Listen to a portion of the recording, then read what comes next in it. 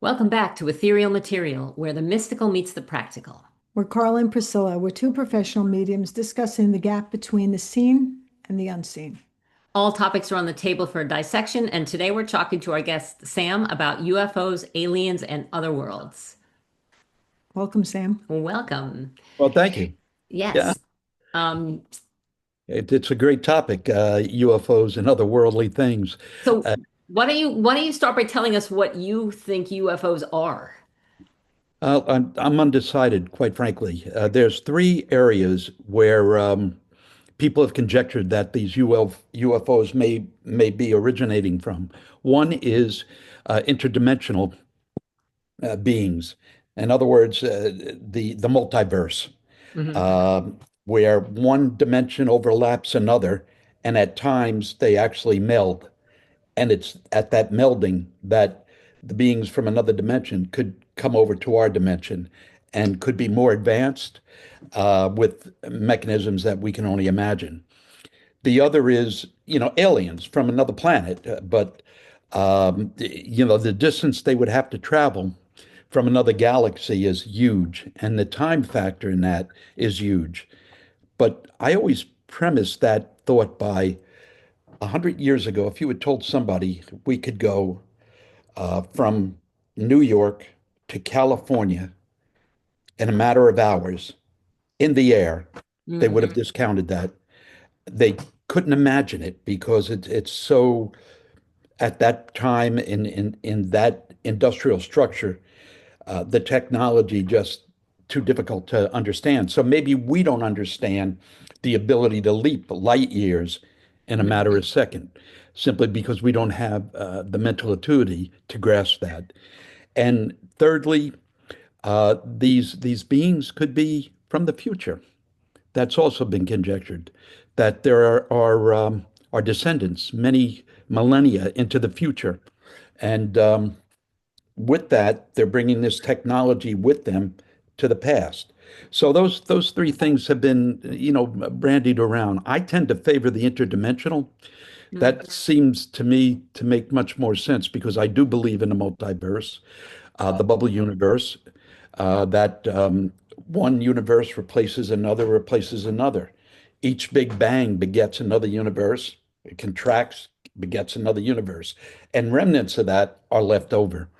And it's during that time of one universe sparring with the other, waiting one to collapse, the other to begin, that maybe that transportation can occur. But the more favored one, Carla, we're gonna have to have Sam back for Yeah. conversation about the multiverse because we're both looking at each other like the what? No, I get it a I get, little, I but get it it a does little. require yeah, another interview. no, it's Einstein talked about that what actually preceded the Big Bang. This singularity of infinitesimal size with so much energy packed into it. But what created that? And the conjecture is it was a contraction of a previous universe that went right down to this very minute point and then exploded.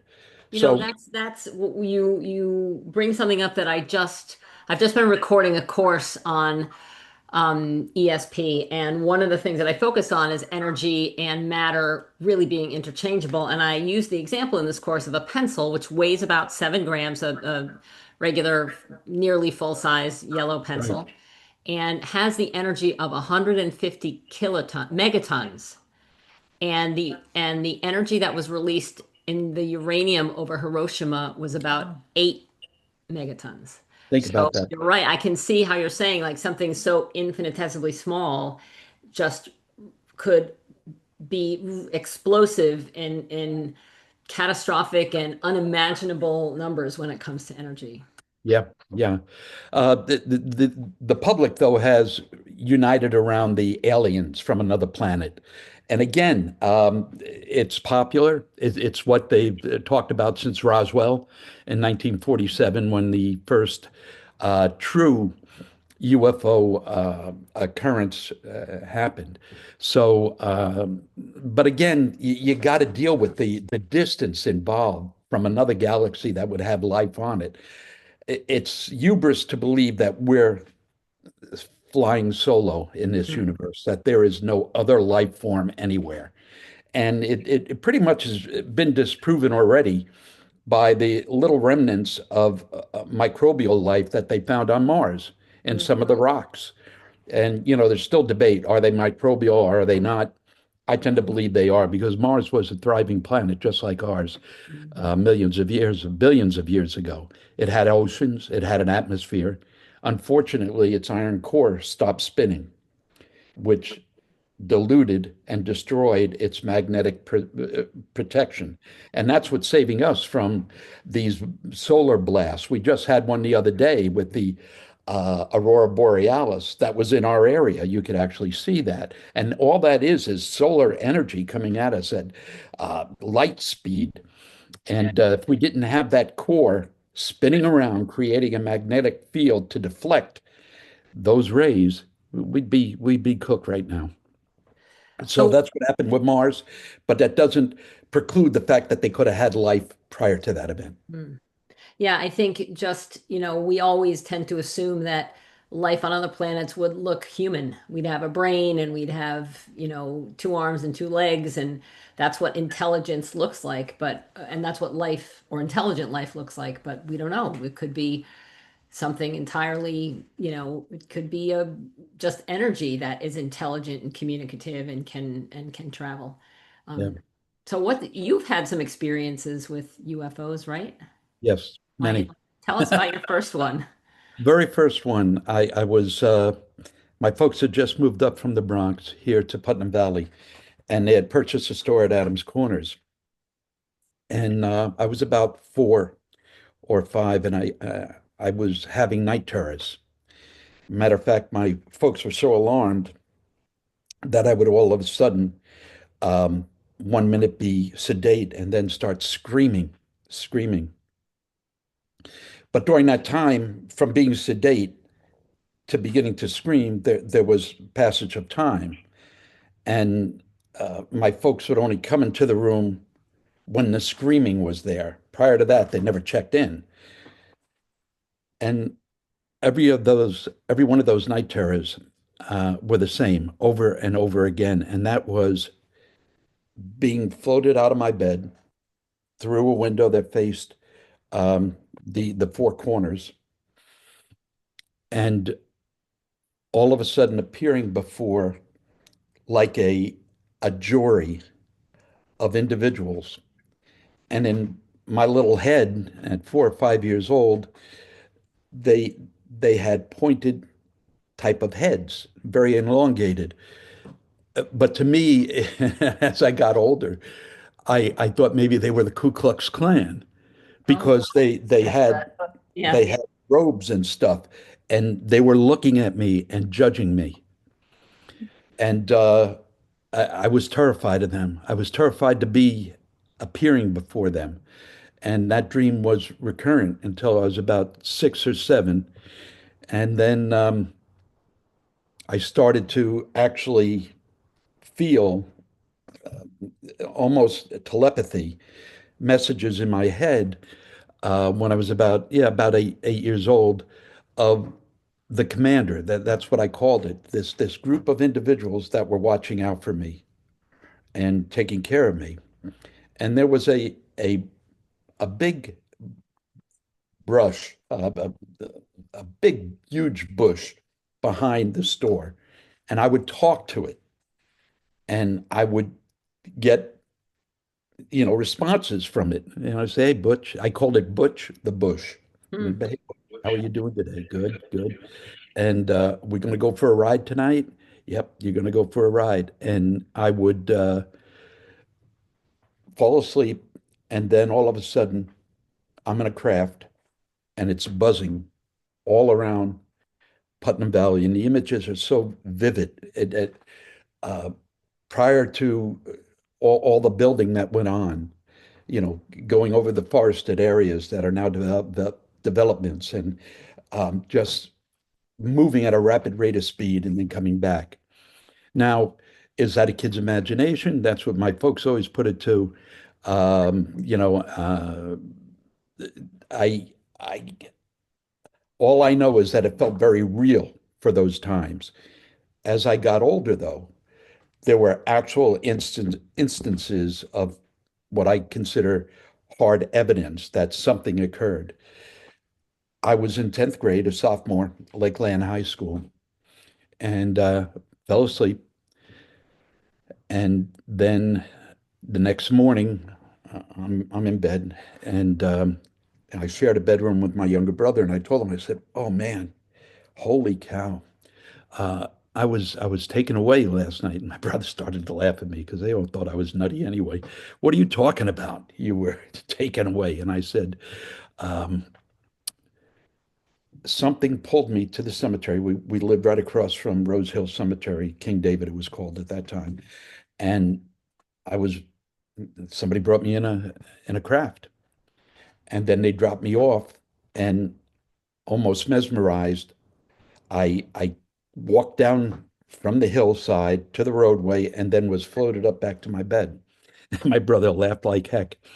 And I said, "No, this really happened. I felt it. I saw the people."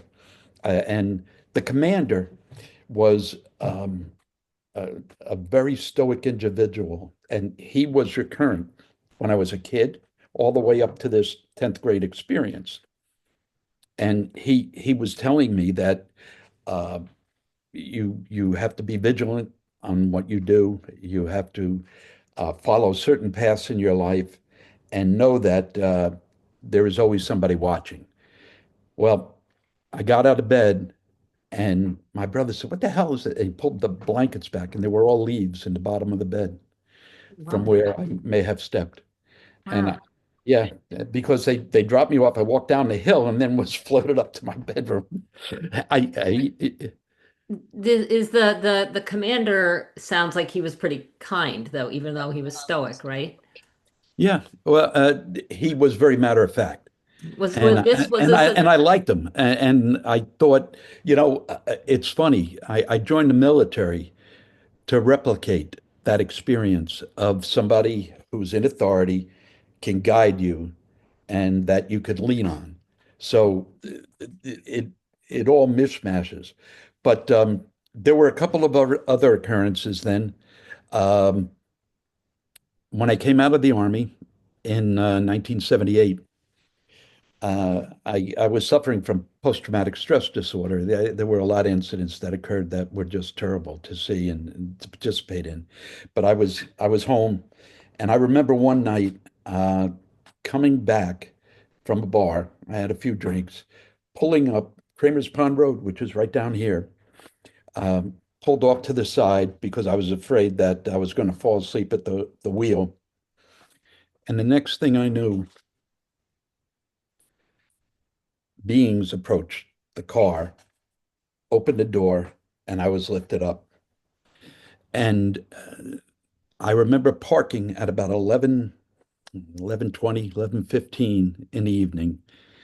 And the next thing I knew, it was about 2:33, just like that. And that loss of time and that feeling of having been someplace else other than in the seat of the Mustang I was driving um, was very weird. And I have had multiple dreams since then, even today, of that incident, and it replays the same way. I'm parked, I'm half asleep. All of a sudden, the door opens, two beings are there. I'm swept up, and we travel. Hmm. Now, I lose thoughts of what occurred on that craft that I was on, but I know that we were moving at a great excessive speed. And then, of course, to wake up in that car, missing 5 hours. Where did it go? Just like that. Just time was not there. One minute you're there, and the next minute, 5 hours have passed. And it felt like I had fallen asleep and woken up a minute later. But that was the last. So what made you think that these were, or did you ever consider that these might have been spirit guides or angels or ancestors who already passed away, or did you always sort of know in your heart that they were They, other they were non-human other they beings? were other entities that either, interdimensional, maybe from the future, maybe from another planet, but they were not spiritual. No, Mhm. they were hardcore. They were hardcore, um, and their craft was mechanical. So, Right, right, right. it was real. Mhm. So I don't think the spirits travel around in spacecrafts. Not that Maybe they do. not that we've seen, right? Maybe they do. I don't know. Uh, and then the last incident, major incident that occurred. As a matter of fact, this was written in Linda Zimmerman's books. Linda Zimmerman is a ufologist who has studied the Hudson River and wrote two books. Right. It's the Uh, haunted, right? you know, uh, UFOs of the Hudson Valley was one book, and the other one was In the Night Sky. And she had interviewed me right after this particular incident occurred. If you recall, back in the 80s, there was massive sightings of a rectangular craft flying in our area, going up the Taconic, going up 301, I mean, not 301, Route 202 in Compound. It was seen in Yorktown, Putnam Valley. It was seen in neighboring villages, Peekskill. The silent craft, triangular, moving at a very slow rate of speed, no noise, Mhm. lights around the rim of it, and very low to the ground. I had just moved here from Oneonta, having gone to school to get my master's degree and stuff, and came back home. And living across from where the high school is now, Putnam Valley High School on Brook Falls Road, I had rented an apartment, and I had a pup with me at the time, um, a golden retriever, and the dog started to howl in this apartment, and I thought maybe I had to go out. So I leashed the pup up, bring him outside, and he's go, like that. And I look up, and that thing is right over my head, this triangular shaped thing with the lights along the side. And it stayed there for Mm. a few minutes and then just went right over towards the high school area, up, Foothill Street out to Route 6, and was seen by so many people. Now, what the media put out, or the police, they said it was a bunch of um, uh, gliders that were flying together. That, of course, would make no noise, and they were in formation. No, because it would be space. You could see, Right. the sky. This blocked out a triangular shape of sky. So they were not all melded together like one big craft. These were individual things, and those light flyers um, would have left gaps to where you could see the sky. You couldn't, and this was low, no more than 100 feet above me, and the Wow. dog felt it, and I felt it. It was a weird, weird aura, a weird energy that surrounded me. I reported it to the police, Putnam Valley Police at the time. We had our own police force then, and they said we've received a bunch of calls, a bunch. And then the next day, the papers blew up with these sightings in the early 1980s. Uh, a good friend of mine who worked up at the county, Dennis Sant, he was the county clerk for many, many years. He swore under testimony that he saw the same thing I did, except it stopped. And actually, it kind of pulled him up. Mm. And that made, I'm trying to think of that show at the time, back in the 80s and 90s. It was hosted by Leonard Nimoy, The Mysteries of the Universe, something like that. Yeah, And right. Dennis appeared in that. He, Oh, I, did you really? yeah, he did. And if you Google Dennis Sant UFOs, you'll see it. Yeah, and he explains what he saw, the same thing I did. And Hmm. that aura, that energy. Uh, right after that, in the apartment, I had encounters with two creatures. And the way they resembled in my mind, one looked like a squirrel, a big squirrel, standing at the foot of my bed, and another one was a very tall figure, with the pointed, elongated head, what people would call now the grays. Mm. And I saw them, and it kind of terrified me.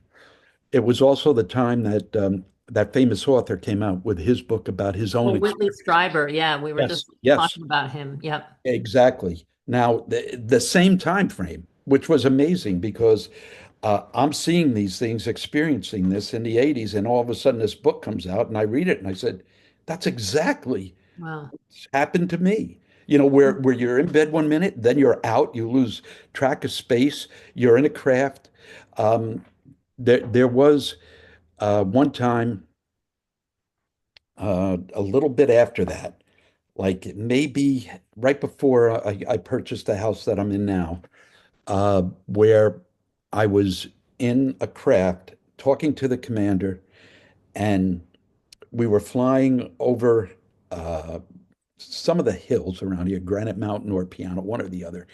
And he said, my people are going to drop down and they have to investigate something. And I'm sitting there with him at a console, and all of a sudden he says here, and like a TV screen, but it was just there. It was like not like this attachment that I'm looking at now. Um, and I see people dropping. What big guys dropping, big, but they weren't men. They had helmets on. It was hard to see. And all of a sudden, he said, we'll pick them up later."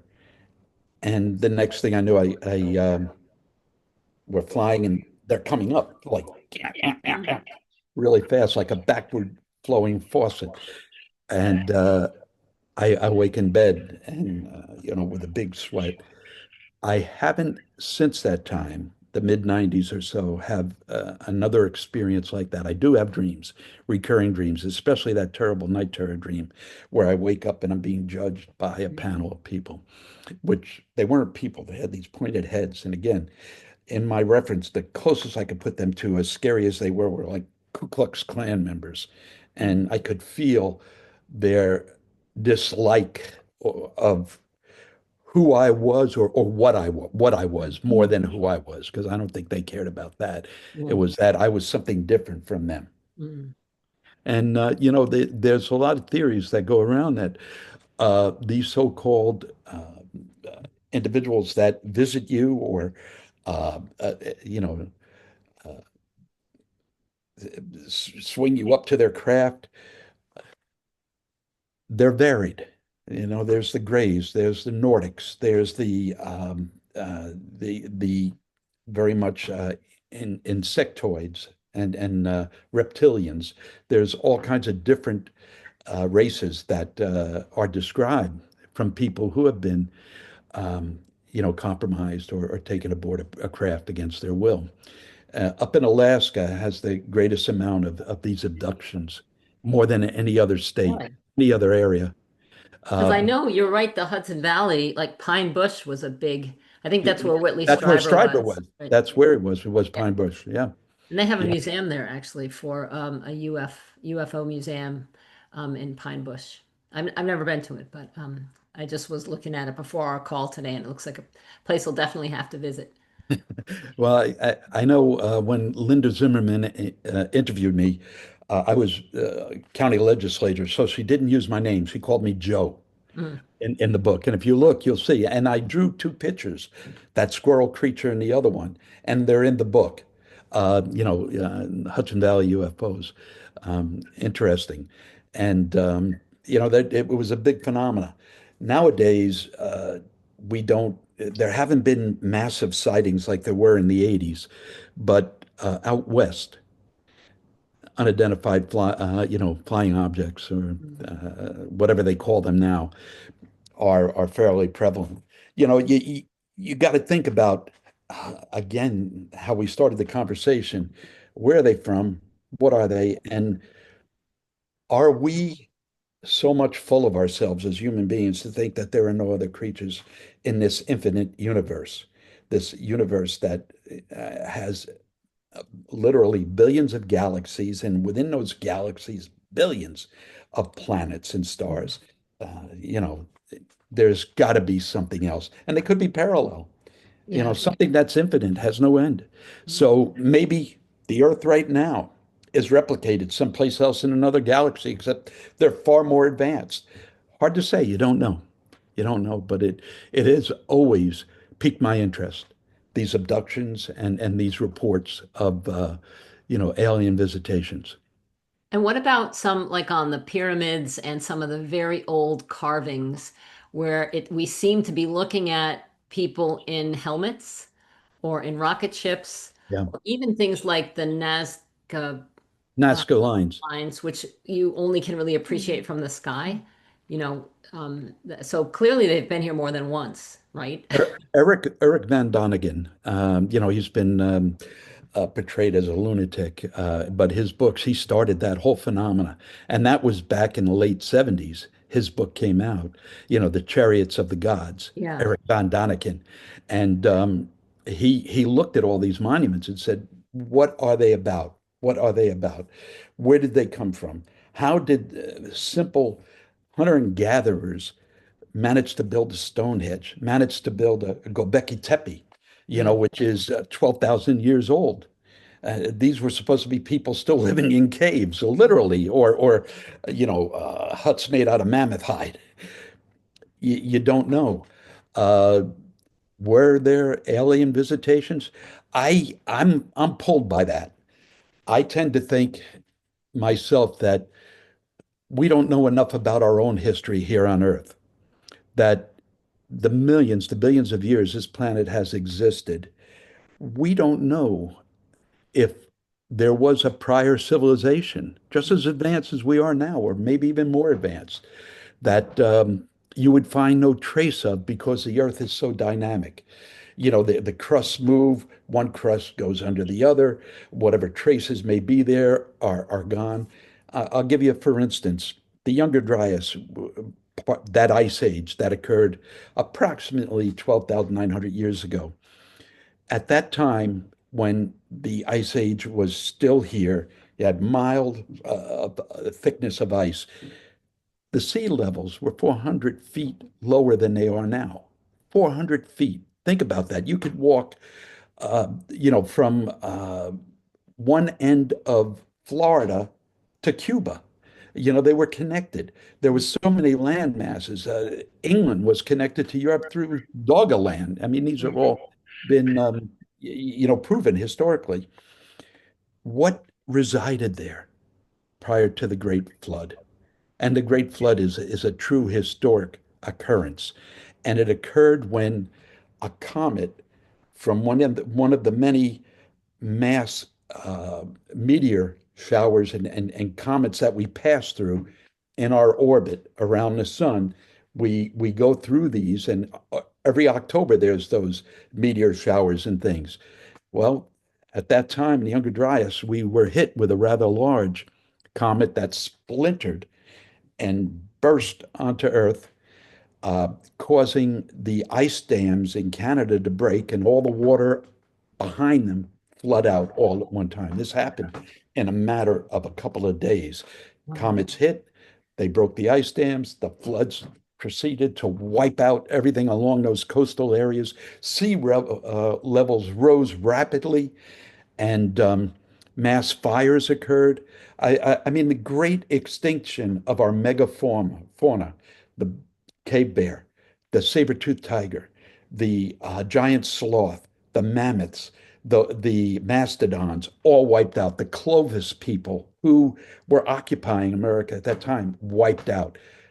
What caused that? Well, according to much tradition, and also in Tepe, they have images of a snake spitting fire, which is a comet, Mm. basically going through the sky. Something happened at that time, and those ancient civilizations were wiped out. Graham Hancock is a gentleman who has studied this extensively. Now, he's poo-pooed by the establishment, the archaeologists and historians, because they hate to be made wrong. They hate to be told, oh, that's incorrect. There were civilizations advanced, fairly advanced, prior to, Egypt and Sumeria. And Graham Hancock always comes under attack, but he has two great videos on uh, that Netflix. And if you look up his name and see these videos, he goes to these ancient sites and explains that they're remnants of a prior ancient civilization. So, my thought is, could these people, could the same thing have happened on another planet? Advanced civilizations, come and go. Uh, Bottom line is that the Earth covers everything up. So, did the aliens make the pyramids? Did the aliens do the Nazca lines? Or was it a more advanced civilization that we have no trace of now on Earth because it was wiped out during the Great Flood, which every part of this world has written about? The Sumerians wrote about it. Judeo-Christian history has Noah and the Ark. The Chinese have, legends of a great flood, and so do the Aztec and the Incas. Everybody talks about it, so there has to be some semblance of truth to this. And again, it's the Earth changing. You have an ice age, the ice age ends, and all those civilizations that were around the seashore get wiped out. And we have no trace of them because they're underwater or they've been compromised through sediment and things like that. It's too bad that science, the way science research is structured these days is to not to explore things No, like that, not to explore, ethereal material like our podcast is always about, and not to explore things that don't already, not to pursue hypotheses, I guess, unless there's some, because they need funding and they need to be published in scientific journals and they need all of these things. And you need, I think, to toe a certain line to be taken seriously like that. So, but even as you were saying, Sam, about earlier, when we first started our podcast about nobody being able to imagine that you could get from New York to California in okay. 7 hours, and now of course we look at that like, well, of course you can, and one day we may be able to teleport there. And anybody who talks about it now, it's like, pshaw, that would never happen. And you'd think we'd learn from our own history. Well, this thing right here, the cell phone, Yeah. this is magic. This is absolutely magic. In my lifetime, to think that I can communicate anywhere on this planet using that box. I can pull up any type of information I want on that box. It can translate every language. Mm. It can show me, pictures that are in museums. It travels this thing. And some people say that technology and some of the technologies we've had since Roswell came from other beings. Absolutely, absolutely, and I tend to believe that whoever has visited us, and I do believe that we have been visited. I'm not sure from where, dimensions, planet, time travel, but the advances that we've had since World War II have been so incredibly unimaginable. I mean, uh, I got this Alexa Plus. You have Yeah. it now, right? Hmm. I carry on a conversation for 45 minutes with this round oval disc, and it has empathy. It can emote. It speaks. It answers questions. It replies. It's as if I'm talking to a live individual. That's haunting. Think about it. Yeah. It's like a ghost in your room. And yet it's something that humankind has put together and built.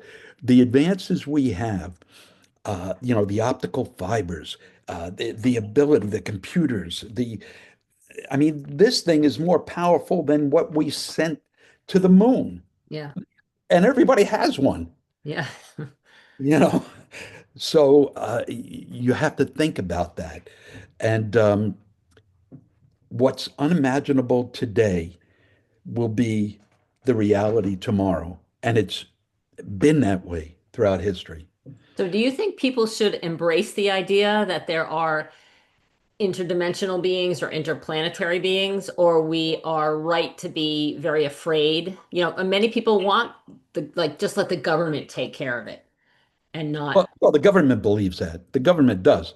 It thinks we're a bunch of idiots that could not handle the fact that there may be other beings. It would counter the Christian Judaic belief that we are the chosen people, under God's domain. So the government doesn't want us to even touch that, and they go out of their way to you know downplay Mm. and debunk and make fun of Yeah. anything that's counter to that view.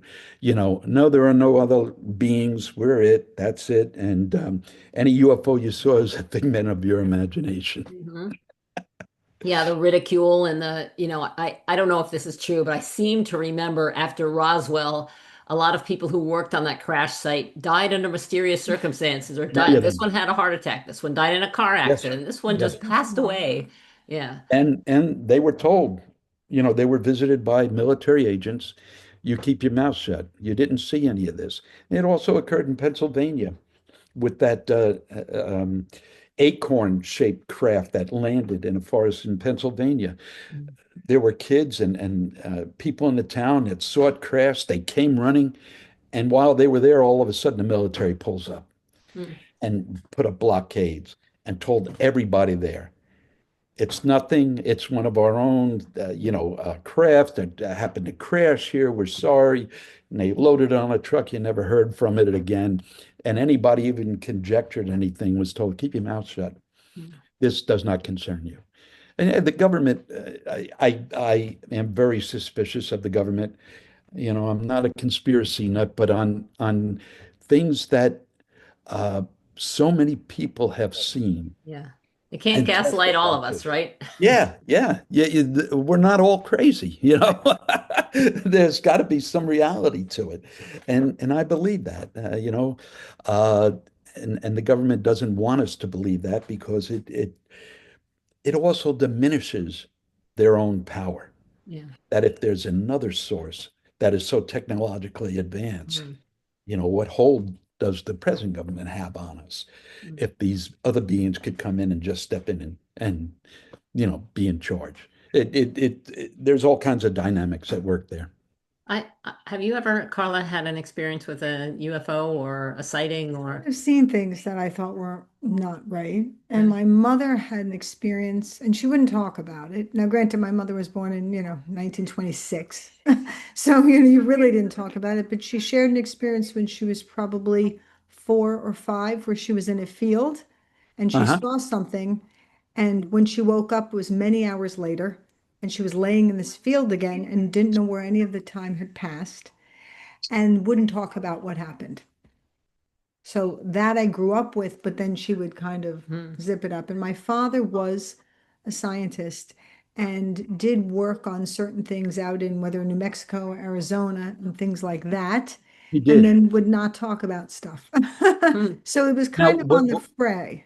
was he involved with the atomic bomb development? Apparently, he was one of those men that sat in the Okay. fields and I quote, smoked and drank and watched these things go off. And I learned that right before he died, like he was in the hospital. And he said to me, we didn't know what it was. They knew they were developing something, but no one told any of the scientists what it was going to be used for. They were just told, make this, and they would watch it. And each one of his team did end up passing from various cancers. He was one of the last ones. And that was, I mean, I was a kid and he did die from exposure to things. Oh, so you were young when he passed. I was 19. Yeah, yeah, that's young. Yeah, the funny thing about that and the development of the atomic bomb, it occurred, out west, in Roswell, New Mexico, is not that far from where they were working on the atomic bomb. And that's when the phenomena of these UFOs first began, Hmm. right around that time. And it's often conjectured that whomever these beings are, saw us walking into a very dangerous zone where we were able now to annihilate not only ourselves, but our entire planet and all the life on it. And they became concerned. And that's why they visit.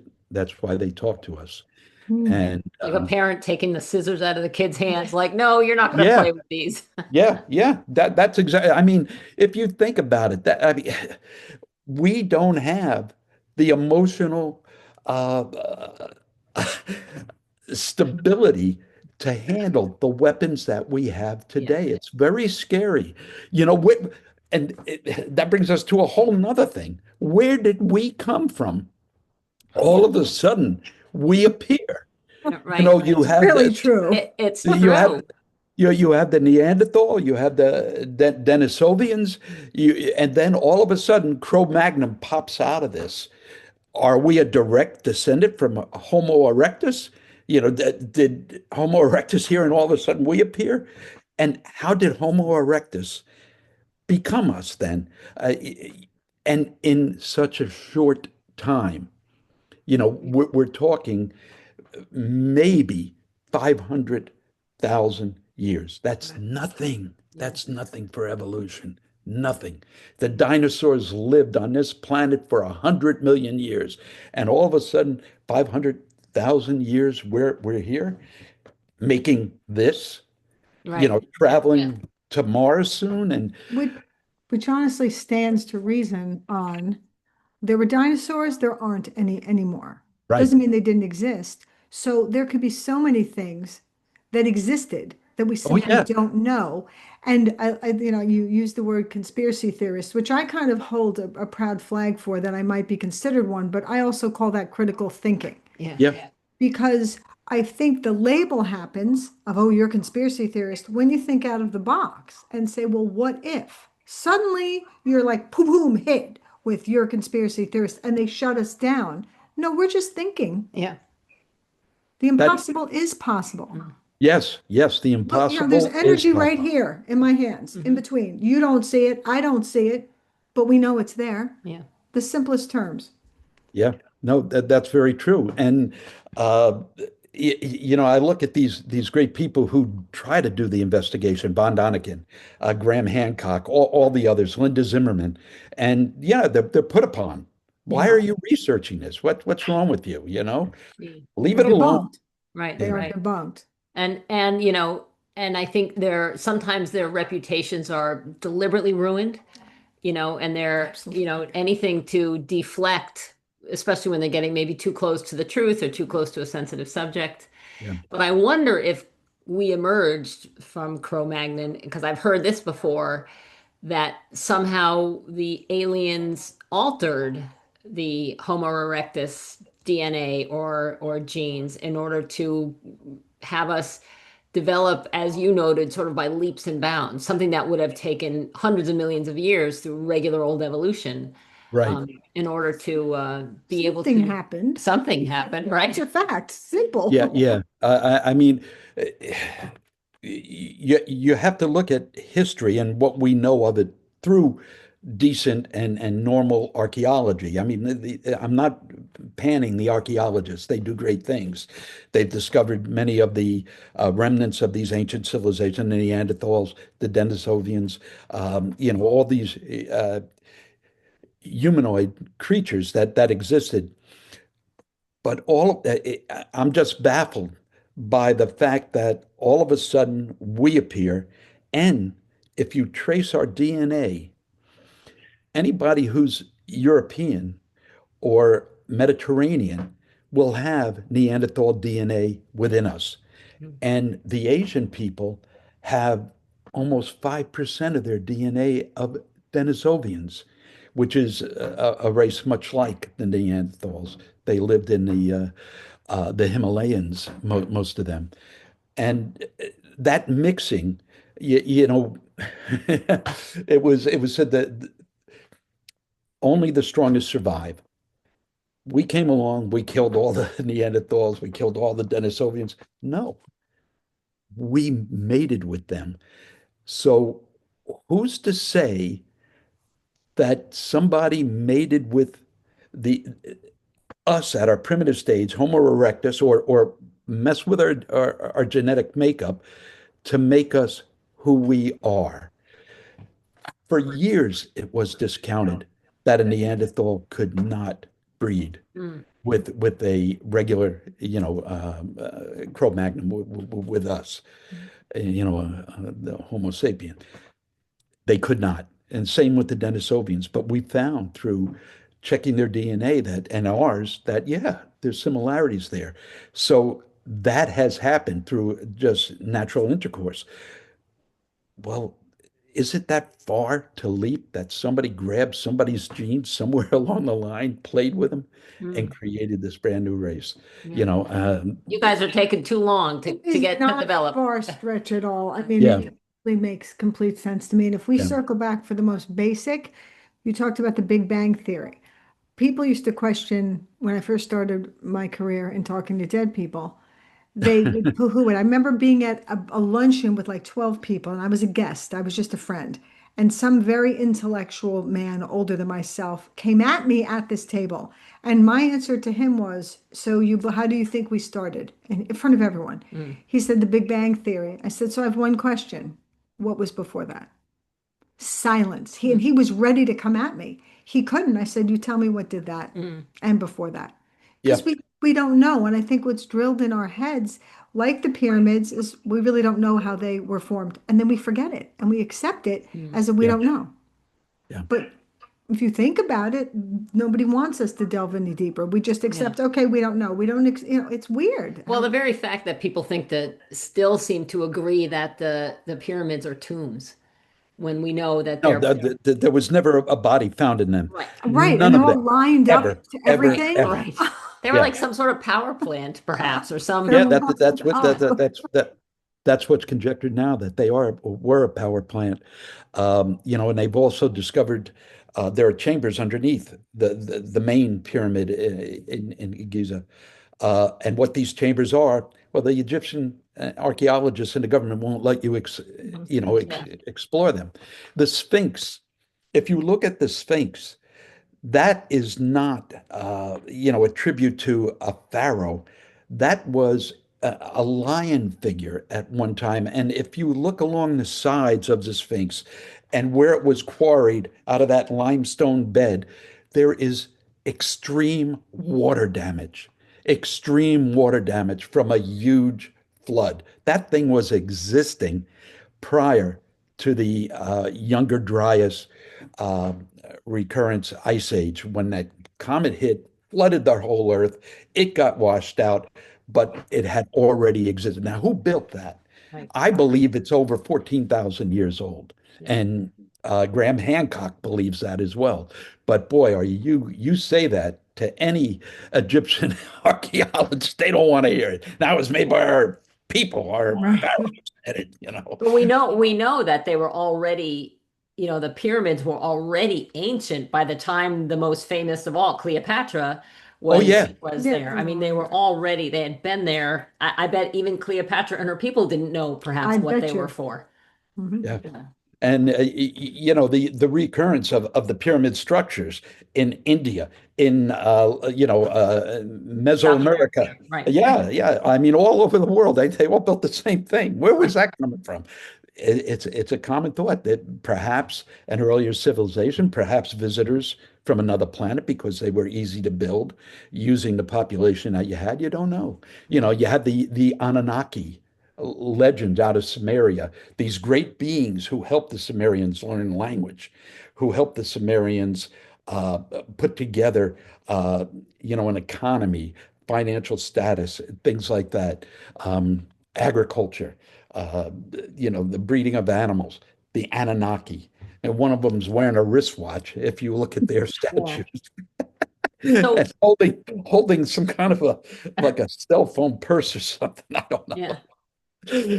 So Yeah. if we think about aliens, whether they're interdimensional beings or people from another planet, two questions. What do you think is the worst or scariest outcome of that interaction? And what do you think the best I, outcome I would be? I don't think there's a scary outcome. If there is a much more advanced civilization, they have been through everything we've ever been through as a race, as a human race, and probably much more, and can understand, the meaning of life better than we can ever imagine. And I think that they would, more than anything else, be guardians. And Mhm. I've always viewed them as that, as people who were watching out for us.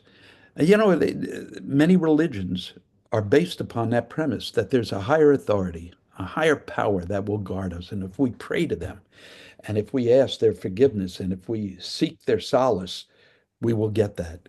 And Uh, yet Hollywood is always has the aliens like attacking us. It's true. They want our water, they want our bodies to be enslaved by them. They want our resources of some sort. yeah, And are we a little farm where their aliens are growing humans to like Soylent Green? Remember that movie? yeah, I Um, remember that movie. That was a good movie. Charlton Heston. maybe the government's behind that to try to, keep people Well, not wanting to talk keep them about it, keep afraid. them Keep afraid. them Yeah. afraid of it. The best movie I ever saw about that is Mars Attack. That was Uh, great. the big brain-headed looking Yeah, Martian. Oh, yeah. that's With right. Sarah Jessica Parker. That was great. Yes, it was awesome.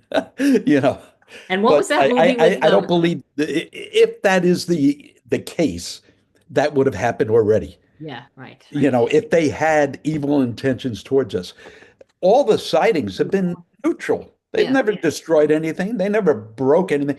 The worst that they do is maybe take us up to examine us and see how we're doing, Mm, through the process of evolution. What has changed in our bodies since we created you, right. you know, many millennia ago. So yeah, I don't fear them. I never have. Yeah, I always think they're, a fairly gentle race, whoever or wherever they're from. yeah. I have a question. From your experience and your extreme knowledge and thought in this, what would you want our listeners to know about the topic? You know, in a short and sweet, I guess. I know I you would, know about. yeah, I would ask them to just research, and don't just follow the naysayers. You have to go and seek out people like Graham Hancock, like von Däniken, and many of the others, Linda Zimmerman, and on, who have jumped that box, got out of the box, and started really exploring the possibilities of alternative existence and what would come under the paranormal. And the paranormal, I've always believed, is simply the normal we don't understand, Right, right. Agree. whether it's hauntings Yeah. or witches or whatever. There's truth to everything that we may have heard about, and there's an answer to everything that we may have ever heard about. We just don't understand it, and that really is the crux of it. And that's what I would ask, the listeners to do is to be your own detective. Mm. Don't rely on the naysayers or the establishment. The establishment is not truthful with us. It has never been. It Mm. has never been. I think, and if you hear somebody say they saw a UFO or they had an abduction experience, not to immediately dismiss it. Just be open and ask questions, Yep. and I think if people feel safe talking about it and they're not made to feel crazy, we could probably learn a lot more Mm. about people who have had experiences like you have had, who might actually, if you hear from probably hundreds of thousands of different people who all have one piece of the puzzle and you all talk to them, we could probably put together a more complete picture of who those people may be I or what agree. their intentions are. Because even though you don't remember, very much of your actual interactions with them when they happened, maybe there are some people who do, and they're just afraid of being ridiculed or mocked or worse.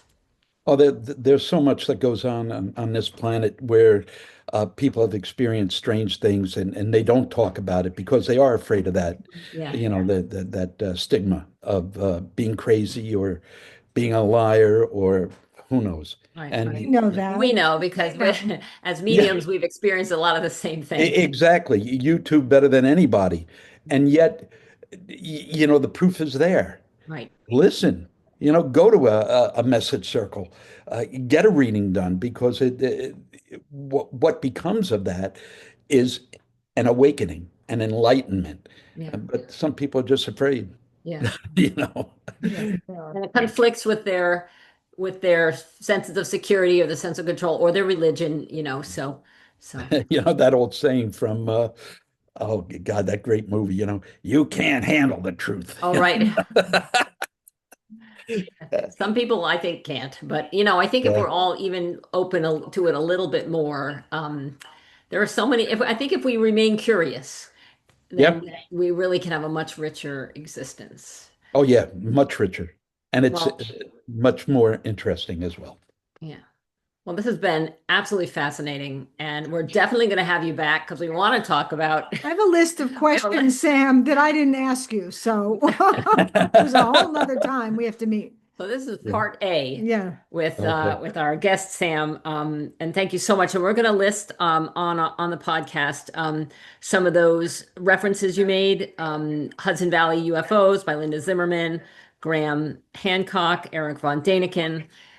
So if you guys didn't catch that, we were talking about it. It will be in our comments, and we would love to hear if you have had an experience Yes. with Yes.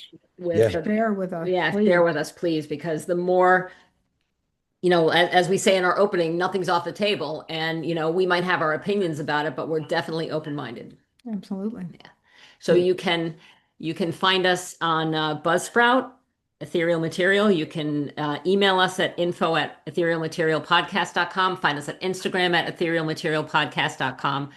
And we would love to hear from you. So once again, thank you so much, Sam. It Well, was thank Thank you, you. Sam. absolutely wonderful to Okay, talk to you. great. Take So care. we'll talk to you soon. Bye-bye. Right. Bye. Bye. Bye, Sam.